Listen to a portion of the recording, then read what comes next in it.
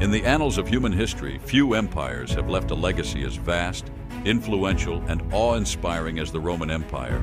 But Rome's story was not one of immediate glory or destined grandeur. Instead, it began humbly as a small settlement on the banks of the Tiber River in central Italy. Guided by ambition, resilience, and vision, this modest town grew to command much of the known world and shaped the trajectory of Western civilization. The mythical beginnings and early monarchy legend has it that the city of Rome was founded in 753 BCE by Romulus and Remus, twin brothers who were saved from death and raised by a she-wolf. This mythical origin imbued Rome with a sense of destiny, giving it a strong cultural identity and unity. Romulus, having defeated his brother, became the first king of Rome, setting the stage for a line of monarchs.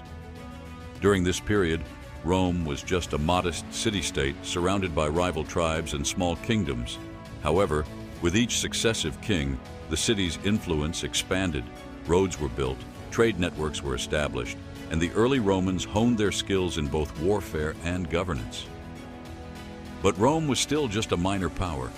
It wasn't until the fall of the monarchy that Rome's true transformation began. The birth of the Republic and Rome's military prowess. In 509 BCE, the Roman people overthrew the last king and established the Roman Republic, a new system of government with checks and balances, including the Senate. This move marked the beginning of Rome's golden age of expansion and solidified its political and military institutions. The Senate, primarily composed of aristocrats, wielded considerable power, while citizens voted to elect consuls. This complex political structure helped unify Romans under a common identity. With the establishment of the Republic came a new level of military organization and ambition. The Romans quickly proved themselves formidable in battle, developing strategies and a highly trained, disciplined army that would become one of the greatest forces in history. Through a combination of alliances, wars, and tactical dominance, Rome expanded beyond its initial borders, taking control of surrounding territories.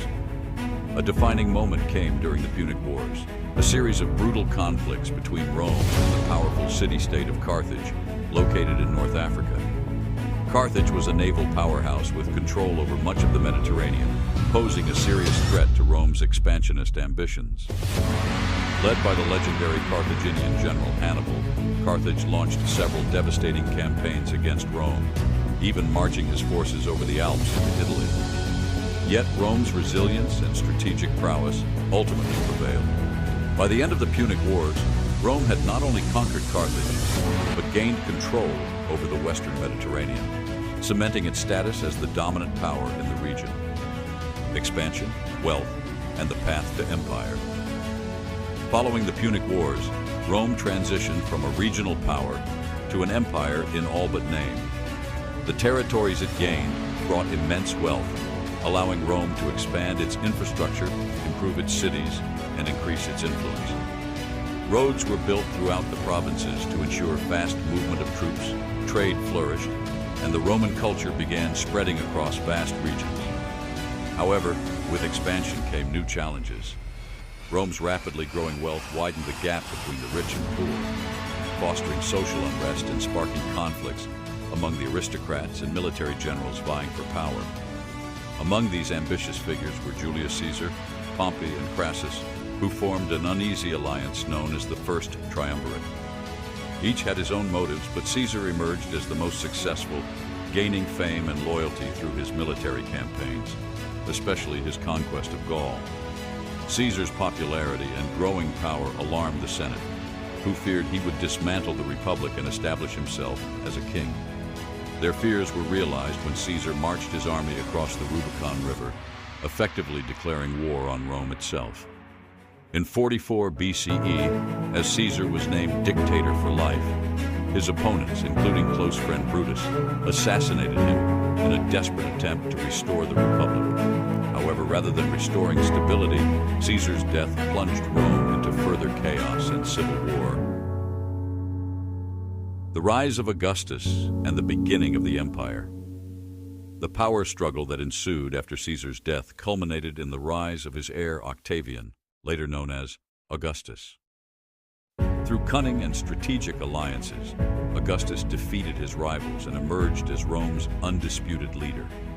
In 27 BCE, he was granted the title of Augustus by the Senate, marking the official birth of the Roman Empire and the end of the Republic. Under Augustus, the empire entered a period of unprecedented stability known as the Pax Romana, or Roman peace. For over 2 centuries, the empire experienced relative peace, prosperity, and cultural flourishing. Augustus implemented numerous reforms to solidify the empire's institutions, improve infrastructure, and provide for the well-being of its citizens.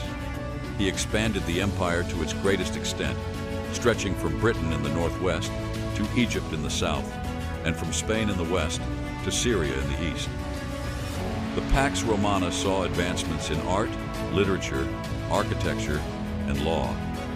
Iconic structures such as the Colosseum, aqueducts, and roads like the Appian Way symbolized Rome's engineering prowess. The law became standardized, and the legal principles Rome established would become the foundation for modern legal systems. The decline begins, internal conflicts and economic troubles. Despite its golden age, cracks in the empire's foundation were beginning to show. Economic strains emerged as the empire's vast borders became increasingly difficult to defend. The wealth gap persisted, corruption within the government spread, and political infighting weakened the Senate's authority. Additionally, the reliance on slave labor stifled economic innovation, and heavy taxation burdened the poor, leading to frequent unrest. In the 3rd century, Rome faced what is known as the crisis of the 3rd century, a period of severe instability characterized by rapid changes in emperors, invasions by Germanic tribes, and economic hardship.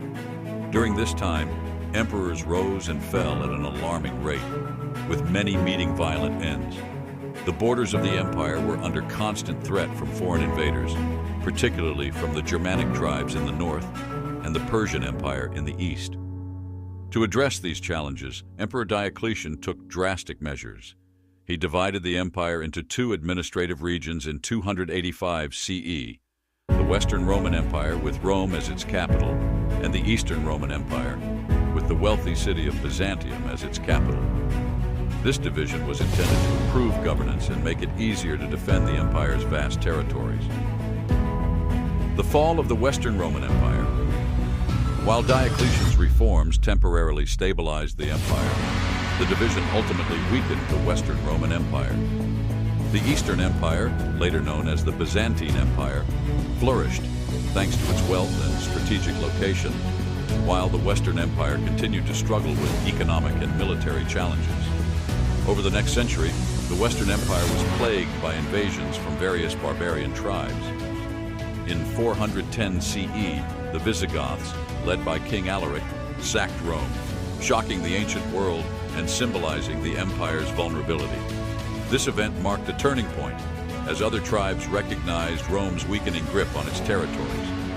In 476 CE, the Western Roman Empire officially fell when the last Roman emperor, Romulus Augustulus, was deposed by the Germanic chieftain Odoacer. This event is traditionally seen as the end of the Western Roman Empire and the beginning of the Middle Ages in Europe. The legacy of the Roman Empire. While the Western Empire fell, the Eastern Roman Empire, or Byzantine Empire, continued to thrive for nearly 1,000 more years, preserving much of Roman culture, law, and knowledge. The Byzantine Empire became a beacon of Christian civilization and a cultural bridge between ancient Rome and the Renaissance.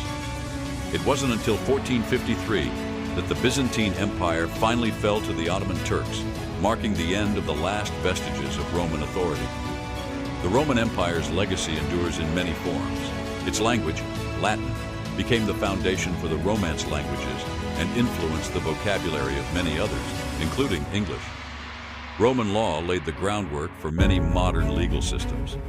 Roman art, architecture, and engineering continue to inspire, and the Republic's political ideals influence the development of democratic governments around the world. Conclusion. Lessons from the rise and fall. The story of Rome is one of incredible ambition and resilience, but also a stark reminder of the dangers that come with unchecked power and internal strife. Rome's leaders and citizens forged one of the greatest empires the world has ever known, yet they could not overcome the corruption, inequality, and relentless expansion that ultimately led to their downfall. The rise and fall of the Roman Empire remains one of history's most profound lessons, offering insights into the strengths and vulnerabilities of human civilization. The legacy of Rome lives on in the cities we build, the laws we uphold, and the dreams we chase.